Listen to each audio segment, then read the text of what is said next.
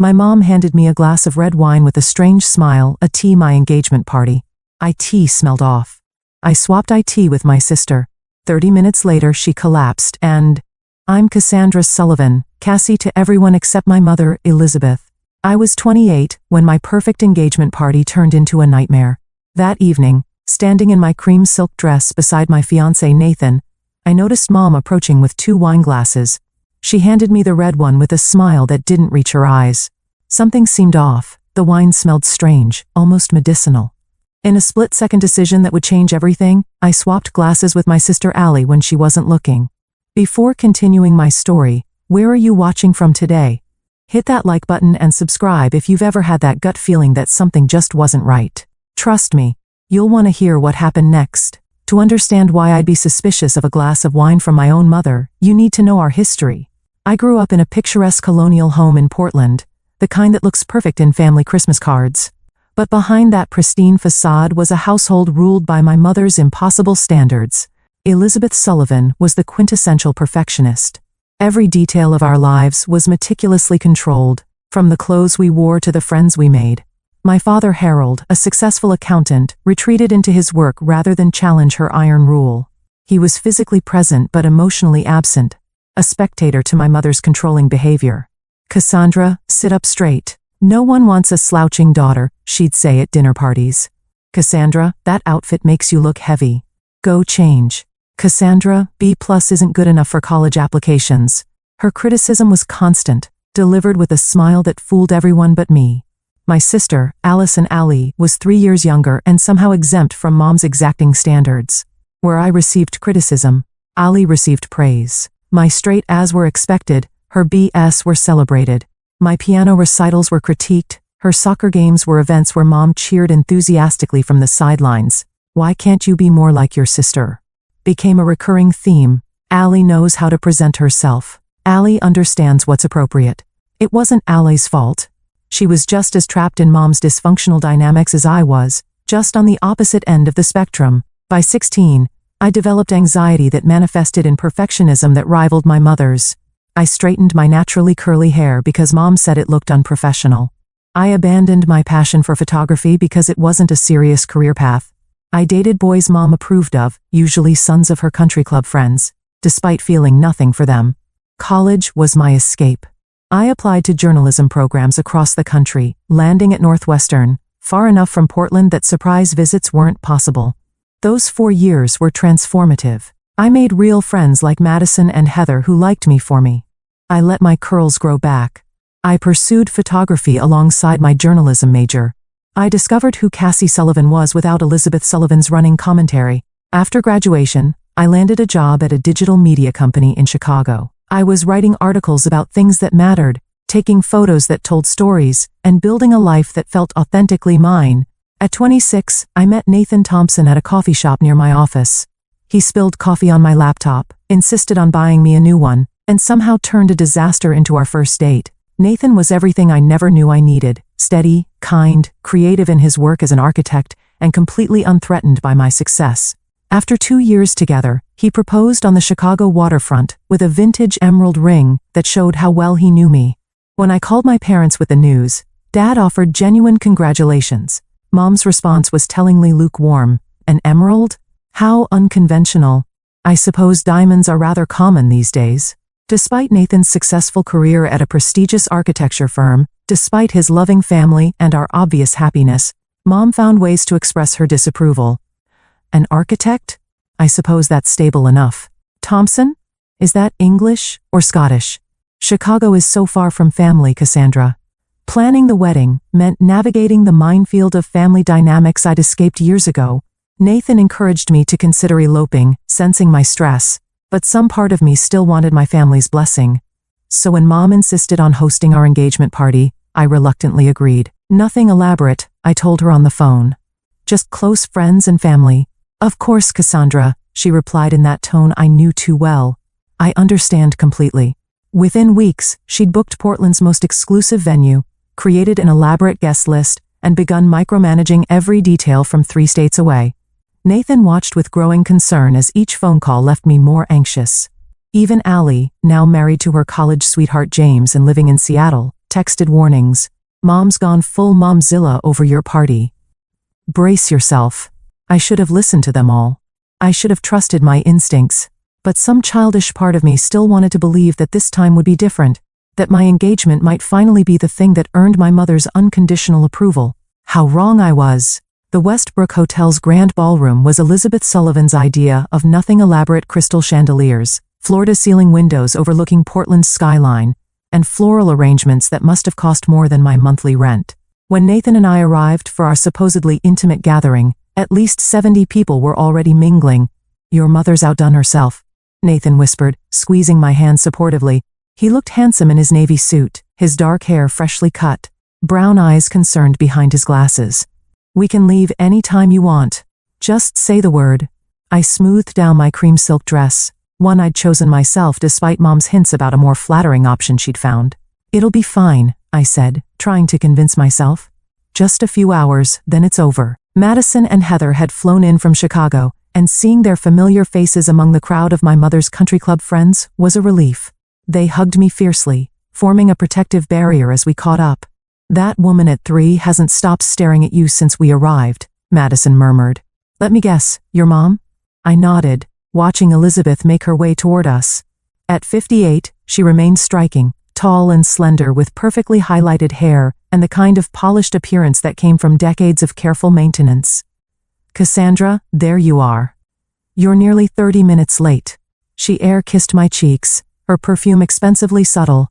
And this dress, well, you've always had your own sense of style. She turned to Madison and Heather with a practiced smile. College friends, I presume? How lovely you could make the trip. Before they could respond, she'd already moved on, pulling me toward a group of her friends. Everyone's been asking about you. The Brighton son Michael is here. You remember him? Divorce now, such a shame. Nathan rescued me 20 minutes later, bringing his parents Thomas and Catherine Thompson with him. Unlike my mother's cool assessment, Catherine embraced me warmly. We're so thrilled you'll be joining our family, she said, her eyes crinkling with genuine pleasure. Thomas, a retired engineer with Nathan's same thoughtful manner, shook my hand with both of his. Our son's never been happier, he said simply. The contrast between the Thompsons' straightforward affection and my mother's complicated expectations wasn't lost on me. I caught Nathan watching the difference too, his expression a mix of sympathy and love. Allie and James arrived an hour into the party. My sister looked stunning as always, her blonde hair, Mom's natural color before the highlighting began, falling in perfect waves, her blue dress, Mom approved, I was certain, complimenting her eyes. James couldn't keep his hands off her, his arm perpetually around her waist as they moved through the crowd. Cassie. Allie broke away to hug me. This is insane, right? Mom said it would be small. When has Mom ever done anything small? I laughed, genuinely happy to see her. Fair point. How are you holding up? Before I could answer, Mom appeared between us. Allison, darling, you look beautiful. That color is perfect with your complexion. She turned to me. Cassandra, the caterers need direction about the timing for the toast. I told them you'd want to handle it personally. I hadn't planned a toast, hadn't planned any of this really, but I nodded. Sure, Mom. As she led me toward the catering staff, I overheard her murmuring to Allie, try to convince your sister to put some lipstick on before the photos, won't you? The party progressed with the polished veneer of perfection that characterized all Elizabeth Sullivan events. I circulated among guests I barely knew, accepted congratulations from my parents' friends, and tried to keep Nathan within arm's reach for moral support. An hour before the party was scheduled to end, I spotted Mom and Dad in what appeared to be a tense conversation near the bar. Dad looked unusually animated, shaking his head firmly while Mom's expression grew increasingly rigid. When she noticed me watching, she immediately transformed her face into a pleasant smile and said something that made Dad walk away. Everything okay? I asked when she approached. Of course, dear. Your father's just being difficult about the toast. She patted my arm. I've decided we should do it now before people start leaving. I've asked the staff to prepare something special. She signaled to a waiter, who began distributing champagne flutes. I found Nathan, and we moved to the center of the room. Dad appeared at Mom's side, looking uncomfortable but resigned. Allie and James joined us, completing the family picture. Mom raised her hand, and the room quieted. We're so delighted you could all join us to celebrate Cassandra and Nathan's engagement, she began, her voice carrying perfectly. Harold and I couldn't be prouder. Dad nodded stiffly beside her. I felt Nathan's hand tighten around mine. Before Harold gives the official toast, Mom continued. Though this was clearly news to Dad, I wanted to offer a special toast just for our immediate family. She turned to a server who carried a tray with 5 glasses, 4 champagne flutes, and 1 glass of red wine. Champagne gives Cassandra headaches, Mom explained to the puzzled looks, though this wasn't true. I'd never had a champagne headache in my life, so I've selected a special vintage for her. She handed the wine to me with that strange smile, lips curved but eyes watchful, almost anticipatory. The flutes went to Nathan, Dad, Allie, and James. I stared at the dark liquid, suddenly uneasy. The wine's color seemed normal, but when I lifted it to my nose, something smelled off. Not just corked, but wrong. There was an underlying medicinal scent beneath the familiar grape and oak notes. Mom was watching me intently. A toast, she said, raising her flute to new beginnings. Everyone lifted their glasses. In that split second, I made a decision that would change everything. As Allie turned to whisper something to James, I smoothly switched our glasses, placing the champagne flute in my hand and the wine glass in hers. To new beginnings, we all echoed. Allie, distracted by James, didn't notice the switch. She sipped the red wine as I drank the champagne, feeling my mother's eyes on me the entire time. For the next half hour, the party continued normally. I mingled with guests, posed for photos, and tried to ignore the nagging feeling that something wasn't right. Every few minutes, I'd catch Mom watching me with a puzzled expression, as if waiting for something that wasn't happening. Nathan and I were speaking with his parents when I noticed a commotion across the room. James was supporting Allie, who seemed unsteady on her feet. At first, I thought she might have had too much to drink, but Allie rarely had more than 1 glass of anything. "Excuse me," I said to the Thompsons, already moving toward my sister. Nathan followed close behind. By the time we reached them, Allie's condition had visibly worsened. Her words slurred together as she tried to tell James she felt strange. Her eyes couldn't seem to focus, and a thin sheen of sweat had broken out across her forehead despite the room's cool temperature. "Something's wrong," James said, alarm clear in his voice. "She's only had that 1 glass of wine and maybe half a glass of water." Mom appeared beside us, her face showing what seemed like genuine shock. "What's happening? Is Allison all right?" Before anyone could answer, Allie lurched forward. "Bathroom?" she managed to say. I immediately took her other arm, and together James and I guided her through the now watching crowd toward the ladies' room. We barely made it inside before Allie collapsed to her knees in front of a toilet, violently ill. I held her hair back, exchanging worried glances with James, who hovered anxiously in the doorway. "This isn't normal," I said as Allie continued, retching. "This isn't just alcohol. I'm calling 911, James decided, pulling out his phone. Allie's condition deteriorated rapidly. Between bouts of sickness, she complained of dizziness and numbness in her extremities. By the time the paramedics arrived, she was barely conscious, her breathing shallow and irregular.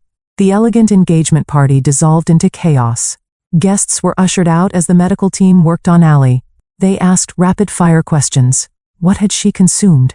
Did she have any allergies? Was she on medication? James answered what he could, but when they asked specifically about the wine, I felt a cold realization wash over me. "The wine," I said quietly to Nathan as they loaded Allie onto a stretcher. "It was meant for me." I switched our glasses because it smelled strange. Nathan's face paled. "Are you saying?" "I don't know what I'm saying," I interrupted, not ready to voice my suspicions. "But something's very wrong." Mom insisted on riding in the ambulance with Allie and James. Dad followed in his car, looking shell-shocked. Nathan drove me to the hospital, neither of us speaking much during the journey. My mind raced with possibilities, each more disturbing than the last. "What exactly did you smell in the wine?" Nathan finally asked as we parked. "Something medicinal, like cough syrup, but sharper." I turned to him, fear evident in my voice. "Nathan, who would want to drug me at my own engagement party?" The question hung between us, neither willing to voice the answer that was becoming increasingly clear. The hospital waiting room was a tableau of family tension. Dad paced nervously while Mom sat perfectly still, her posture rigid, hands clasped tightly in her lap. James stood by the doorway, alternating between checking his phone and asking the nurses for updates. Nathan and I sat slightly apart from my parents, his arm around my shoulders. "Family of Allison Brooks," a doctor finally called. We all stood. The doctor explained that Allie had been drugged.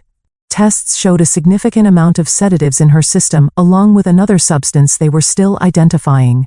The combination had caused her adverse reaction. Had she taken any medication today? Anything that might have interacted with alcohol? The doctor asked. No, nothing, James answered firmly.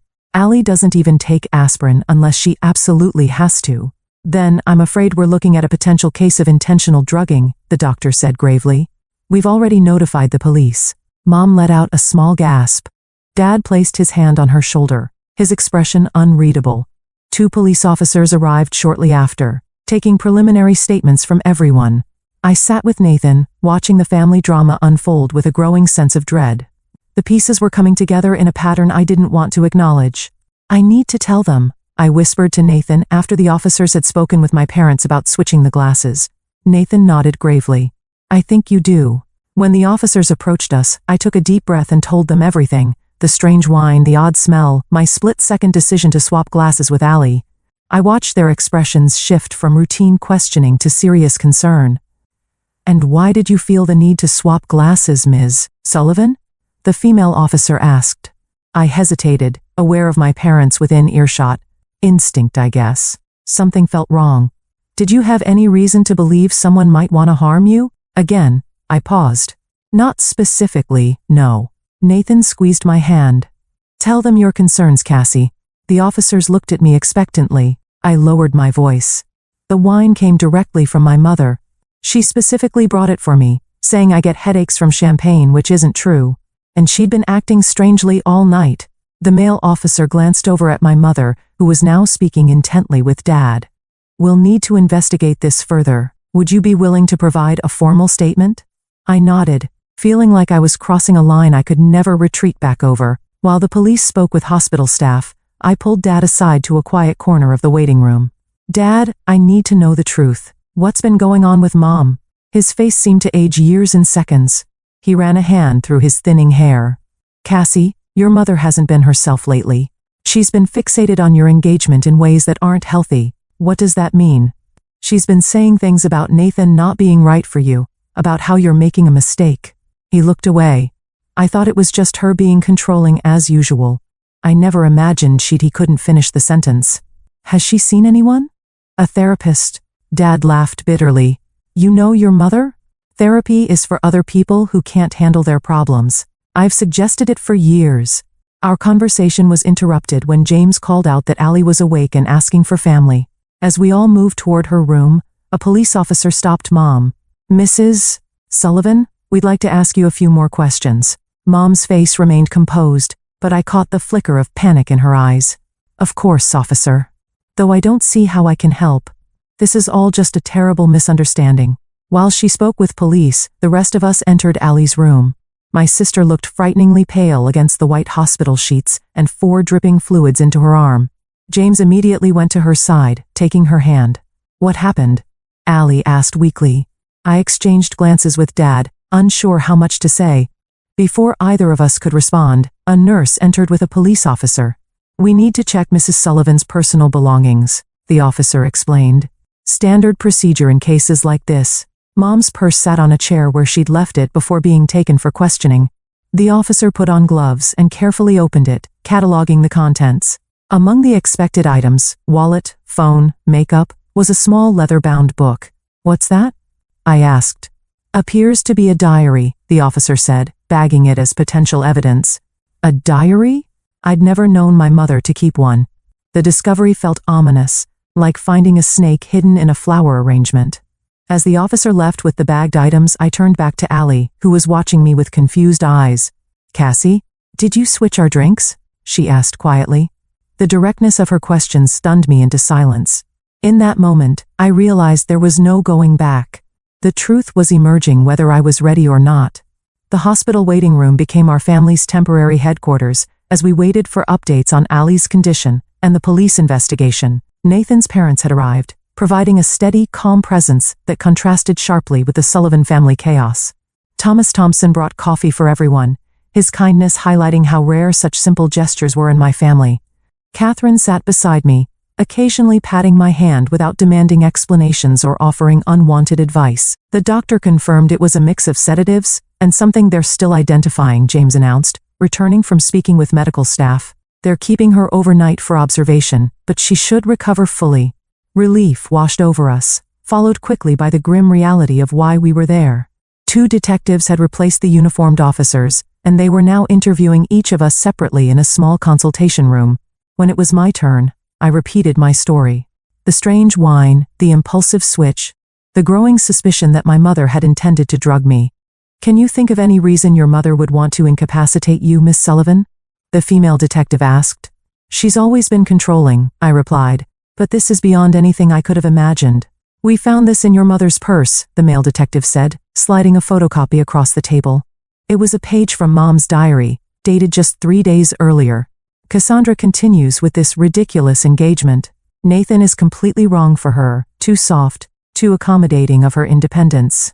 If the party doesn't change her mind, more direct measures may be necessary. Harold is useless as always. I stared at the words written in my mother's elegant script. They confirmed my worst fears while raising new questions. "There's more," the detective continued.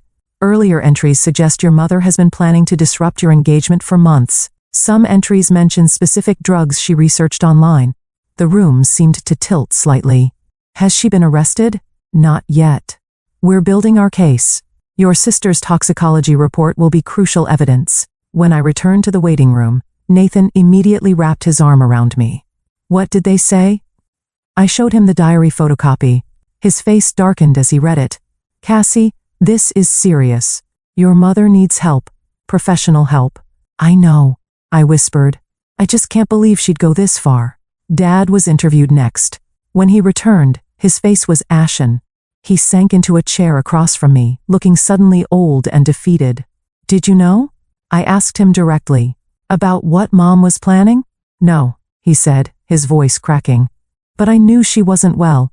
I've known for years Cassie and I did nothing. I just adapted around her behaviors, made excuses." He covered his face with his hands. "This is my fault too.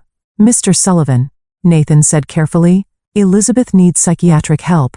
This goes beyond controlling behavior." Dad nodded, tears in his eyes. "They showed me the diary. There were things in there." He trailed off. "Things about all of us. Her resentment toward you, Cassie, for escaping her influence.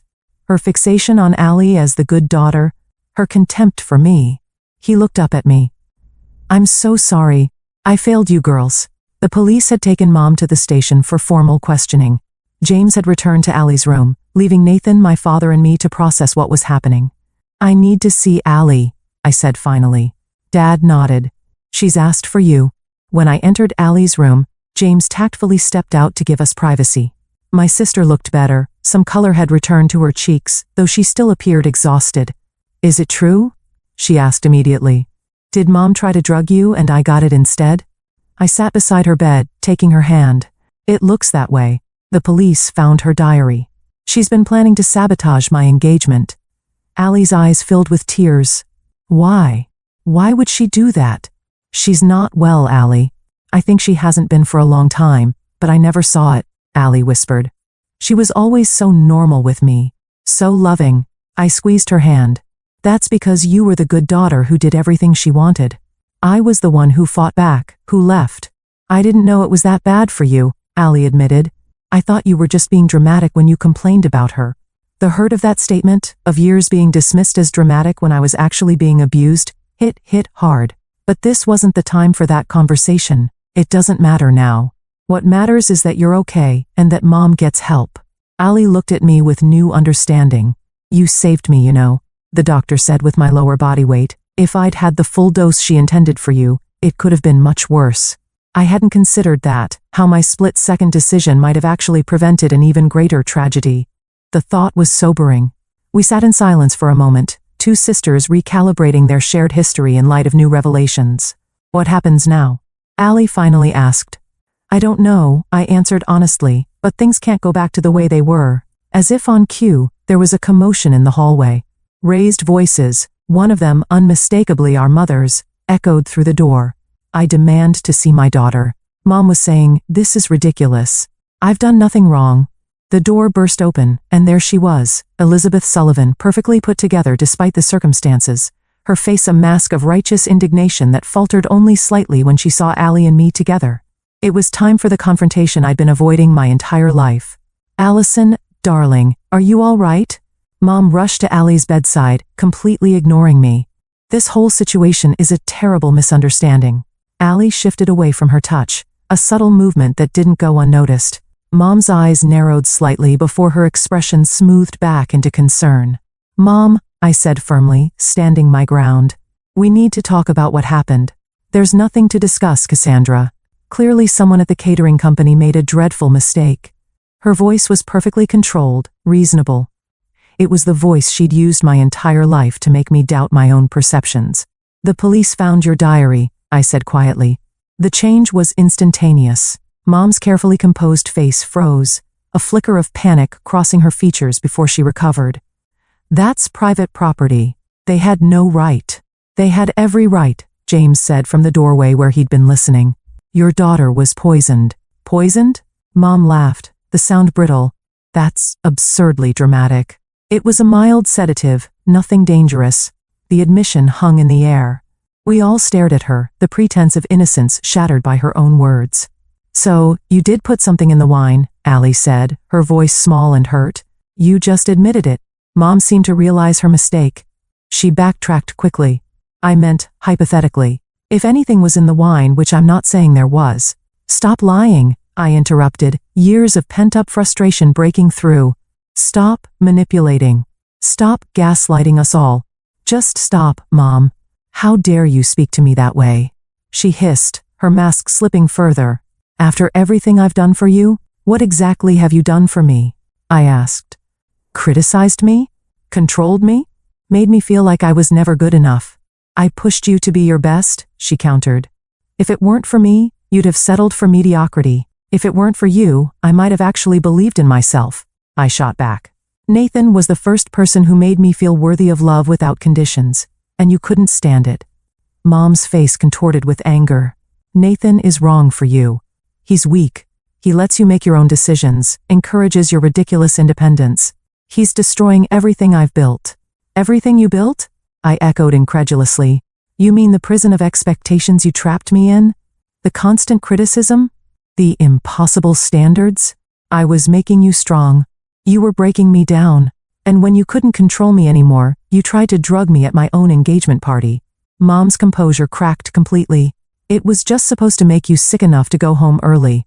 To miss that ridiculous after-party his friends planned where they were going to convince you to move the wedding to Chicago. The specificity of the statement stunned me. How did you know about that? We didn't tell you about the after-party. A trapped look crossed her face.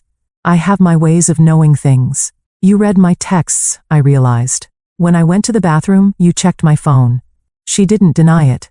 Instead, she switched tactics, turning to Allie. Allison, surely you understand. I was protecting our family, keeping us together. Cassandra was going to move even farther away, start a new family that didn't include us. Allie shook her head slowly. Mom, I moved to Seattle. I started my own family with James. That's normal. That's healthy. That's different, Mom insisted. You visit regularly. You call every week. You include me in your life because you never made me feel guilty for having my own life, Allie said with dawning realization. You love the version of me you created. You hate the version of Cassie that escaped your control. Mom's face flushed with anger. You have no idea what you're talking about. Neither of you do. The monitor tracking Allie's heart rate began beeping faster. James moved immediately to her side, concern evident. You need to leave, he told Mom firmly. You're upsetting my wife, who is here because of you. This is a family matter, Mom said dismissively. I am family, James replied. And right now, I'm asking you to leave before I call security. Mom looked to Dad, who had been standing silently in the doorway. Harold, say something. Dad straightened his shoulders, something I'd rarely seen him do in Mom's presence. Elizabeth, that's enough. You need help? Help, she scoffed. I'm the only one thinking clearly here. Cassandra is making a terrible mistake, and none of you can see it. The only mistake I made was letting you control my life for so long, I said quietly. And inviting you to be part of my engagement. Mom's eyes widened, her breathing becoming erratic. You don't mean that. You need me. You've always needed me. No, Mom. You needed me to need you. There's a difference. Something in her seemed to snap. She lunged toward me, grabbing my shoulders. You ungrateful, selfish girl. After everything I've sacrificed for you. Nathan and Dad both moved at once, pulling Mom away from me. She fought against their restraint, her carefully constructed image completely shattered as she shouted accusations and threats. A security guard appeared in the doorway, followed by a nurse. "What's going on here?" "This woman tried to assault my fiancé," Nathan explained, still holding Mom's arm. "She's also the one who drugged her other daughter, the patient." The security guard spoke into his radio, requesting police presence. Mom's struggles increased. "This is ridiculous. I am Elizabeth Sullivan. Do you know who I am in this community?" Her hysteria only confirmed what we were all now seeing clearly: a woman who had hidden severe mental illness behind a facade of perfectionism and control for decades. The police arrived minutes later, the same detectives who had interviewed us earlier. After assessing the situation, they informed Mom she was being taken into custody on suspicion of attempted poisoning. "You can't do this to me," she said. But her voice had lost its commanding edge, replaced by something closer to fear. "Harold, don't let them do this." Dad looked at her with profound sadness. "I'm sorry, Elizabeth. I should have gotten you help years ago." As they led her away, Mom locked eyes with me one last time. "This isn't over, Cassandra. You'll see I was right." The room fell silent after she left. Allie was crying quietly, James holding her hand. Dad stood motionless, looking lost.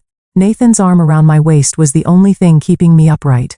"I never thought it would end like this," Dad finally said. "It hasn't ended," I replied. "This is just the beginning of a different chapter." That night in the hospital waiting room, as Allie slept under observation, and Mom spent her first night in police custody, I finally allowed myself to break down. Nathan held me as years of suppressed pain poured out. "I should have seen it coming," I sobbed. "All the signs were there." "This isn't your fault," Nathan said firmly. "You couldn't have predicted this, but I knew something was wrong with her. I've always known." "Knowing something and being able to prevent it are different things," he said. "You did the right thing when it mattered most. You trusted your instincts, and you likely saved both yourself and Allie from worse harm." As my tears subsided, I felt something unexpected, a sense of liberation mixed with the grief. The truth, as painful as it was, had finally broken through decades of pretense. And in that broken open space, maybe genuine healing could begin. The weeks following what the family now referred to simply as the incident unfolded like scenes from someone else's life.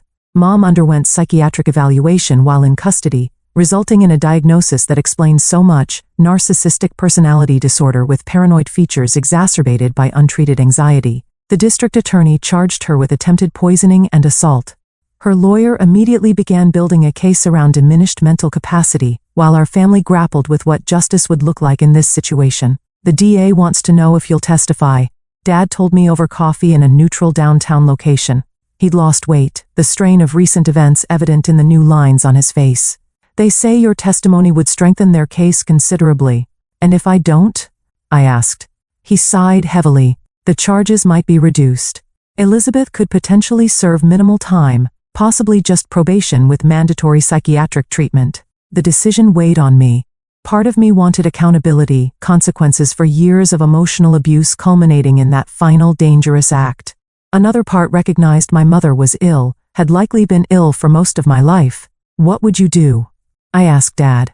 He stared into his coffee cup. "I failed you girls by enabling her behavior for decades. I'm not the person to advise you on this. You're still my father," I said quietly. He looked up, eyes damp. "Then as your father, I'll say this. Whatever you decide needs to be for your healing, not for punishment or revenge. Those won't bring you peace." Nathan's parents had invited us to stay with them while in Portland, offering a sanctuary from the media attention the case had attracted. Local news had picked up the story: prominent society woman drugs daughter at engagement party, and reporters had begun calling my work and Nathan's. "We should go back to Chicago," I told Nathan one evening. "I can't hide here forever." "Are you sure you're ready?" he asked, concerned. "No," I admitted. "But I need to reclaim my life. And I need to use my journalism background to get ahead of the story before it defines me." Nathan smiled, the proud look that always made my heart skip. "That's my Cassie." We decided to give one exclusive interview to a respected Portland journalist, telling our story on our terms. I was nervous but determined as the cameras set up in the Thompsons' living room. "Just be honest," the journalist advised before we began. "People connect with authenticity," so I was honest. about growing up with a mother whose love was conditional, about escaping to build my own life, about the engagement party that exposed decades of dysfunction. I didn't vilify Mom, instead emphasizing her untreated mental health issues and the family's hope for her recovery. The piece aired a week later to a sympathetic response. Messages of support flooded my social media, many from people with similar family experiences. Rather than feeling exposed, I felt validated. Meanwhile, Allie and I were rebuilding our relationship, recognizing how Mom had deliberately driven us apart through comparison and favoritism. I always envied how brave you were, Allie admitted during one of our new weekly phone calls. How you stood up to her, moved away, became your own person. And I envied how she loved you, I confessed. How she approved of your choices, celebrated your accomplishments. She controlled me in different ways, Allie said thoughtfully. With praise instead of criticism, but control nonetheless. I'm only now recognizing it. James and Nathan had formed their own alliance, the two men who loved the Sullivan sisters supporting each other through the family crisis. They arranged a weekend getaway for the four of us at a coastal cottage, away from legal discussions and family drama. Walking along the beach with Allie while our partners prepared dinner, I felt closer to my sister than ever before. Do you think Mom will ever change? She asked, watching the waves. I don't know, I answered honestly. Personality disorders are difficult to treat, especially when the person doesn't fully accept their diagnosis. Dad's filing for divorce, Allie said. Did he tell you? I nodded. After 40 years, I can't imagine how hard that decision was. He's looking at apartments. Asked for my help choosing furniture. She smiled slightly. He's never made those decisions before. He's finding himself just a few decades late. We walked in comfortable silence for a while. I've been thinking about the wedding, I finally said. Nathan and I are considering something smaller, more intimate. Not the extravaganza Mom was planning? Allie teased. God, no. Maybe just close friends and family on the Chicago waterfront where he proposed. I think that sounds perfect. As legal proceedings continued, I started therapy to process my childhood and the recent trauma. My therapist specialized in adult children of narcissistic parents, helping me understand patterns I'd never recognized. You developed hypervigilance, she explained during one session. Always watching for signs of disapproval, anticipating criticism before it came. That's why you sensed something was wrong with the wine when others might have missed it. Your survival instincts were highly tuned. So my anxiety actually saved me? I asked. Your awareness did, she corrected. And now you can channel that awareness more healthily, without the constant fear. The preliminary hearing was scheduled for early September. I flew to Portland, Nathan by my side, to give my deposition. Mom would be present, our first encounter since the hospital confrontation. She looked smaller somehow, her designer clothes replaced by something simple and beige, her hair lacking its usual perfect styling. Our eyes met across the conference room, and I was surprised to feel pity rather than fear or anger. Her lawyer had negotiated a plea deal, guilty on reduced charges, mandatory psychiatric treatment, probation, and a restraining order preventing contact with me unless I initiated it. It was as fair an outcome as possible, I thought, consequences paired with treatment. When asked if I wanted to make a victim impact statement, I declined. What could I possibly say that would change anything now? As we left the courthouse, a reporter called out, Cassandra, do you forgive your mother? I paused, considering. Forgiveness isn't a moment, it's a process, I finally replied. Right now, I'm focused on healing. Back in Chicago, Nathan and I resumed wedding planning, this time on our terms. A small ceremony, 40 guests maximum, with Madison as my maid of honor and Ally as a bridesmaid. No elaborate decorations or society expectations, just authentic celebration. Are you inviting your mother? Madison asked hesitantly, while helping me choose a simple white dress that felt right. No, I said without regret. The restraining order prevents it, but honestly, I wouldn't anyway. This day needs to be free from that anxiety. And your dad? I smiled. Yes. He's walking me down the aisle. He's different now, going to therapy himself, learning to be more present. It's like meeting a new version of my father. 6 months after the engagement party, our lives had transformed in ways I never could have predicted. Mom was in a residential treatment facility, Dad was learning independence in his small Portland apartment, and Allie and I spoke almost daily, our relationship stronger through shared understanding. Nathan and I had emerged stronger too. You know, he said one night, as we finalized our guest list, I fell in love with you because of your strength. Now I've seen exactly how strong you really are. I kissed him, grateful beyond words for his unwavering support. "We're going to be okay, aren't we?" "More than okay," he promised. "We're going to be extraordinary." And for the first time in my life, I believed that future was possible, a life defined not by fear and approval seeking, but by genuine love and hard-won wisdom. On a perfect October afternoon, 6 months after the engagement party that changed everything, Nathan and I stood beneath a flower-covered arch on the Chicago waterfront, exchanging vows surrounded by the people who truly loved us. Madison and Heather beamed from the bridal party, while Allie stood proudly as my matron of honor, her relationship with me now built on mutual respect rather than our mother's manipulations. Dad walked me down the aisle, sober in more ways than one. Weekly therapy and a support group for partners of people with personality disorders had helped him find his voice. When he placed my hand in Nathan's, he spoke clearly. "I give my blessing to this union of equals." For simple words that acknowledged the healthy relationship Nathan and I had built, something he and Mom never had. Elizabeth Sullivan was not present, physically or spiritually. The restraining order remained in effect, but more importantly, I had finally built the emotional boundaries I'd needed my entire life. She continued treatment at a private psychiatric facility, sending occasional letters through her lawyer. Some expressed remorse, others revealed she still couldn't fully accept responsibility. I read them, acknowledged them, and filed them away, no longer allowing her words to dictate my emotional state. After our honeymoon in Portugal, Nathan and I settled into our Chicago apartment, planning a future based on mutual support and honest communication. We discussed having children someday, both committed to breaking the cycles of dysfunction that had shaped my childhood. "I'm terrified of becoming her," I admitted one night. "You won't," Nathan said with certainty. "You're already doing the work to make sure of that." The work he referred to as ongoing therapy, boundary setting, and conscious awareness of inherited patterns. I'd learned that healing isn't a destination, but a practice, something that requires daily commitment and self-compassion. Allie and James visited regularly, our sisterhood flourishing now that we understood how we'd been pitted against each other. "It's like I have a new sister," she told me during one visit, but with all our shared history intact. Dad called weekly, slowly becoming the father he could have been if he hadn't surrendered his agency to Mom's dominating personality.